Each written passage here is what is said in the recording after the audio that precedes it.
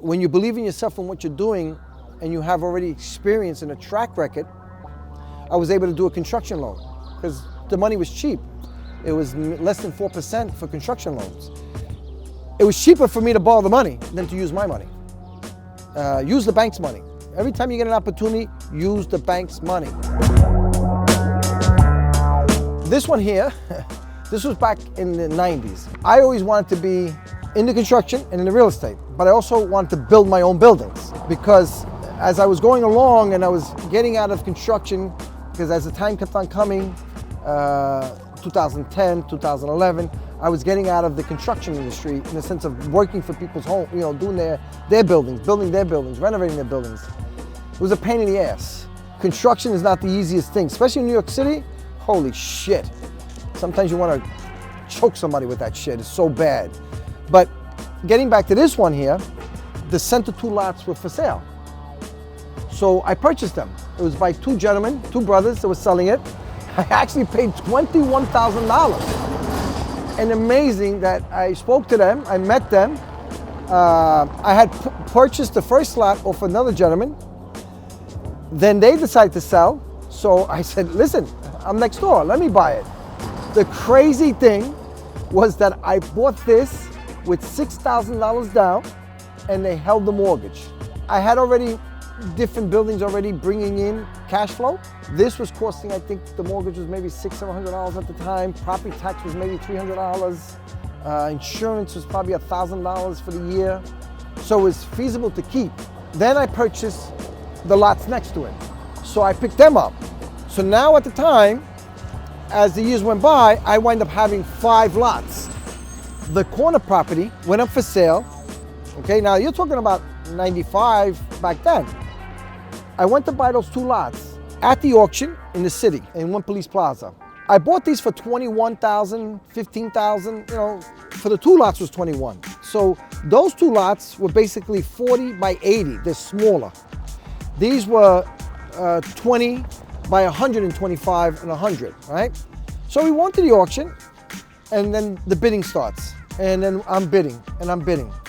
Apparently that just kept on going, 15,000, 12,000, 30, it was increments of 500, 500, 500.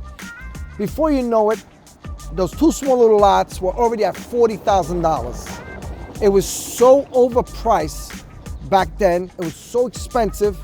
I said, who the hell is bidding against me? Whoever's bidding against me doesn't know the neighborhood. You would not even dare to pay twice the amount of money that I paid for this. It didn't make no sense. Sadly, it was an individual, I don't remember his name, and he just said he had a fever in the sense of raising his hand.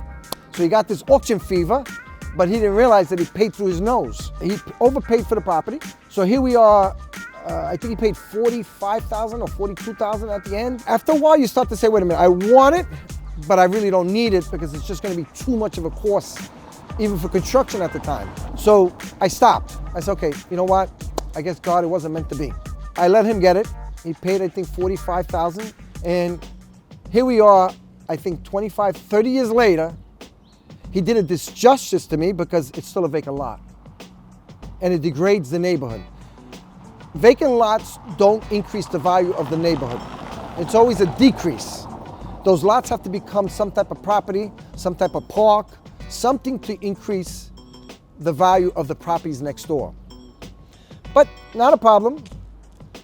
I let years go by because also we had the bubble, back in 2008 when we were thinking of already building, and the economy went to crap.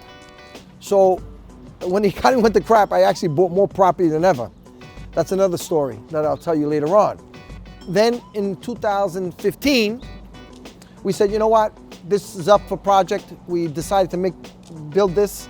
We started getting the architects, start putting something together to see what we can build.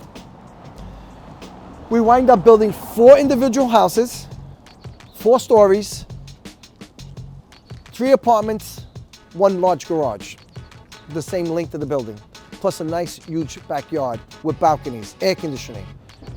As we were finishing the construction, we stabilized the buildings right away because that market just started opening up. As we're finishing construction 2 years later, I think it was, the market just started going up.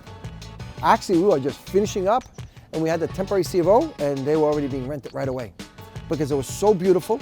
And also the neighborhood was changing. It was already kept on. You know, all the things that we were doing made a different change. When you believe in yourself and what you're doing, and you have already experience and a track record, I was able to do a construction loan because the money was cheap. It was less than 4% for construction loans. It was cheaper for me to borrow the money than to use my money. Use the bank's money. Every time you get an opportunity, use the bank's money, especially at 3%, 4%, 4.5%. Don't use your money. So the property tax, there was one building that was sold in the neighborhood for, I think, $2 million. That was the amount of the property tax that the next building was going to pay. So we wind up paying $19,000 a building here, almost to $20,000 a building for property tax. That's what hurt the deal. It was unforeseen that that would change.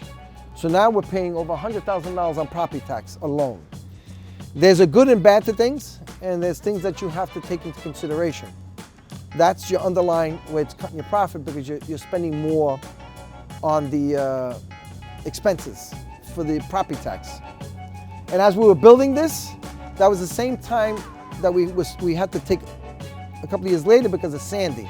The neighborhood got flooded, and the design had to change because we had to raise the building 8 feet. And that's why we made the garages in there. And we put everything 8 feet high that if it were to flood again, nobody would get hurt, none of the equipment would be destroyed, none of the panels would be destroyed. So there's a lot that takes into consideration, even the neighborhoods, when you're building. But this turned out to be a beautiful place, and it is still with all of that, it's still profitable. It's still a moneymaker.